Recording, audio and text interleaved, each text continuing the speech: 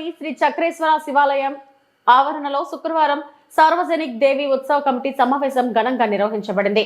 Committee అధ్యక్ష పదవికి సురేష్, శ్యామ్, పవన్, మహేష్ పోటీలో ఉండగా గ్రామ పెద్దల సమన్వయంతో నంద్యాల శ్యామ్ ను ఏకగ్రీవంగా అధ్యక్షుడిగా ఎంపిక చేశారు. ప్రధాన కార్యదర్శిగా రాజులదేవి, పవన్ కోశాధికారిగా ఉద్మీర్, సందీప్, ఉపాధ్యక్షుడిగా మాసుల సురేష్లను తదితర కమిటీని ఏకగ్రీవంగా ఎన్నుకోవడం జరిగింది.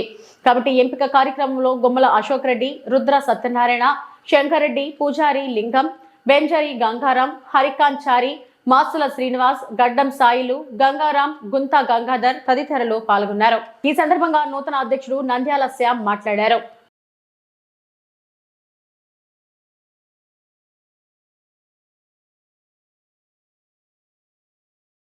दुर्गा माता की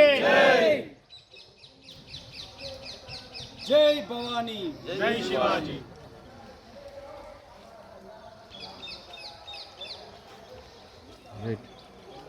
ఓం శ్రీ మాత్రే నమః. శ్రీ సార్వజనిక దేవి ఉత్సవ కమిటీ 2025-26కు గాను గ్రామ పెద్దలు, పురప్రముఖులు నన్ను నందాల శ్యామ్ కుమార్ అధ్యక్షునిగా ఏకగ్రీవంగా ఎన్నుకున్నారు. దీనికి పురప్రముఖులకు, పెద్దలకు అందరికీ నా ధన్యవాదాలు. 2025-26 దేవి 22/9/25 రోజు ప్రతిష్టాపన జరుపుకుంటాము. జరుపుకొని 9 రోజులు పూజా కార్యక్రమాలు ముగించుకొని 3వ తేదీన నిమజ్జన కార్యక్రమం ఉండును. కావున భక్తులు, ప్రజలు అధిక సంఖ్యలో పాల్గొవాలని కోరుచున్నాం. శ్రీమాత్రే నమః.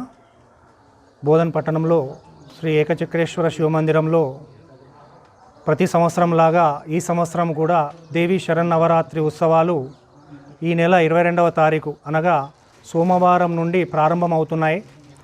ఈ యొక్క అమ్మవారి విగ్రహ ప్రాణ ప్రతిష్టాపన కార్యక్రమము వేద పండితుల మంత్రోచ్చారణలతో, అలాగే పుర ప్రముఖుల యొక్క సహకారంతో 9 రోజులు అమ్మవారి పూజా కార్యక్రమాలు అత్యంత వైభవంగా నిర్వహించడం జరుగుతుంది. కావున పుర ప్రముఖులు, బోధన్ పట్టణ ప్రజలు, పరిసర గ్రామ ప్రజలు అందరూ కూడా అమ్మవారి దగ్గరికి వచ్చి అమ్మవారి ఆశీర్వాదం తీసుకోవాలని మా యొక్క కమిటీ కోరుకుంటుంది. ఈ యొక్క దేవి నవరాత్రి ఉత్సవాలు నిర్వహించడానికి ఎన్నుకున్నటువంటి కమిటీలో మా అధ్యక్షులుగా నందాల శ్యామ్ గారు 34 వాస్తవ్యులు, నేను ప్రధాన కార్యదర్శి రాజులదేవి పవన్ కుమార్ పెద్ద బజార్ వాస్తవ్యుడిని, మళ్ళీ ఉద్మీర్ సందీప్, ఉద్మీర్ గల్లీ అతను కోశాధికారిగా ఉంటున్నాడు. సో ఇంకా నాతో పాటు ఉపాధ్యక్షులు, కార్యదర్శులు, ప్రచార కార్యదర్శులు వీళ్ళందరూ ఉండి ఈ యొక్క ఉత్సవాన్ని ఘనంగా నిర్వహించడానికి వీళ్ళందరూ కూడా సహకారంతో పాటు పుర ప్రముఖుల యొక్క సహకారము, పెద్దల యొక్క సహకారం ఉంటుందని ఆశిస్తూ సెలవు తీసుకుంటున్నాను. శ్రీమాత్రే నమః.